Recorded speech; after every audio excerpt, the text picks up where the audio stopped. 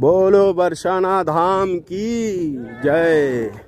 তো এখন আমরা যাচ্ছি রাজা মানসিং এর মহল। দেখা যাচ্ছে রাধারানীর জন্য তৈরি করেছিলেন। তো রাধারানী তারপরে স্বপ্নে দেখা দিয়ে বলেছেন যে দেখো আমার বাবার ভিটে ওটা নয়, ওর ওপারে রয়েছে রাধারানীর মহল, যেখানে এখন রাধারানীর বাড়ি হিসেবে আমরা জানি, বা রাধারানীর মন্দির। আচ্ছা, তারপরে উনি আবার ওই মন্দিরে প্রতিষ্ঠা করলেন রাজা মানসিং, রাজস্থানে ওনার বাড়ি।